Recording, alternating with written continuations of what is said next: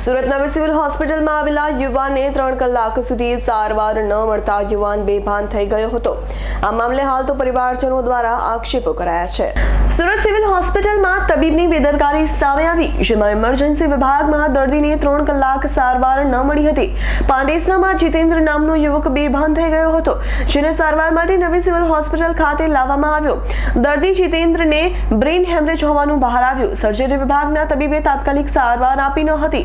તબીબે સવારે સર્જરી વિભાગમાં દાખલ કરવા પરિવારને જણાવ્યું હતું અને પરિવારોએ ફરજ પરના તબીબ વિરુદ્ધ CMOની ફરિયાદ કરી હતી। તો કાર્યવાહી કરવાના બદલે CMOએ અન્ય CMO આવશે અને એમને ફરિયાદ કરવા જણાવ્યું હતું। આખરે પરિવારને મોડી રાત્રે ટેલિફોનિક રીતે નવી સિવિલ હોસ્પિટલના અધિક્ષક ગણેશ ગોવરકરનો સંપર્ક કર્યો અને અધિક્ષકે ટેલિફોનિક રીતે CMO સાથે વાતચીત કરી તાત્કાલિક દાખલ કરવા સૂચન આપી। ત્યારબાદ દર્દીને સર્જરી વિભાગમાં દાખલ કરી ઓપરેશન કરવામાં આવ્યું। હાલ તો પરિવારોએ આક્ષેપો કર્યા છે। સર, ઇમરજન્સીમાં કોઈ દર્દીને લાવવામાં આવ્યા હતા અને કઈ તબીબ દ્વારા ગેરવર્તણૂક કરવામાં આવી છે અને કઈ સારવાર પણ સમયસર નહીં આપી છે। શું હકીકત છે? પરિવારને શું તમને રજૂઆત કરી છે? નમસ્કાર, મારી પાસે રાતે એક ટેલિફોનિક કમ્પ્લેન આવેલી દર્દી તરફથી અને આ ઇન્સિડન્સ છે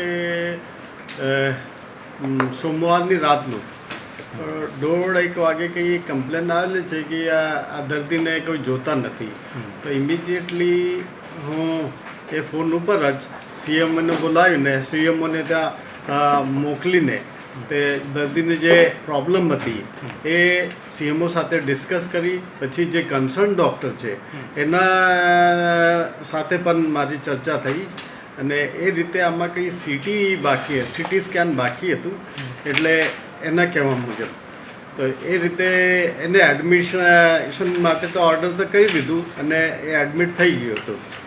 પછી જે દર્દીના સગા છે એના તરફથી એક કમ્પ્લેન હતી કે જે એક ડૉક્ટર છે, રેસિડન્ટ ડૉક્ટર, એના તરફથી ગેરવર્તણૂક કરવામાં આવેલી છે। તો એક રજૂઆત એમના તરફથી એક લિખિત રજૂઆત માંગેલી છે। જ્યારે પણ આ લિખિત રજૂઆત આવશે એ રીતે અમે આ ડૉક્ટરની અગેન્સ્ટ એક્શન લેવા તત્પર છીએ। આ જે દર્દી હતા તેમને અહીંયા જે એડમિટ ન કર્યો અને જે ગેરવર્તણૂક કરીને જે ડેરી કરવામાં આવી, તો એના માટે કેટલું ગંભીર કહી શકાય દર્દી માટે?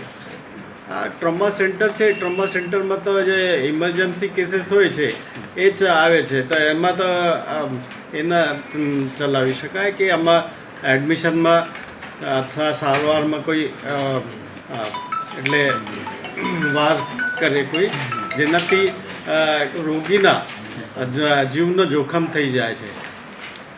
અત્યારે આ દર્દીની કન્ડિશન કેવી છે અને અત્યારે ક્યાં છે? આ દર્દીનું ઓપરેશન અત્યારે થઈ ગયું છે અને દર્દી અત્યારે સારી કન્ડિશનમાં છે। સુપ્રિન્ટેન્ડન્ટ તરીકે તમને રાત્રે જે ફોન આવ્યો અને તમે જે એક માનવતાની દૃષ્ટિએ જે આ દર્દીને જે એડમિટ કરાવીને જે ઓપરેશન કરાવ્યું છે એના વિશે શું કહીશ? એકચ્યુઅલી ઇન જનરલ કોઈ માણસ હેરાન હોય ત્યારે જ ફોન કરે છે, તો એ સમજવું જોઈએ કે રાતે જો ફોન કરે તો એને કંઈ તકલીફ તો છે। અને હું તો એઝ અ સુપ્રિન્ટ હોસ્પિટલનો ઇન્ચાર્જ છું, તો દાદા જો એ ફોન ન કરે તો એના જે સગાઓ અથવા જે રોગી છે એના જીવનો જોખમ થઈ જાય છે। એના લીધે હું તરત જ એક્શન લીધું। Bureau report S9 news Surat. અમારી તમામ માહિતીથી અપડેટ રહેવા માટે જોડાયેલા રહો S9 ન્યૂઝ સાથે।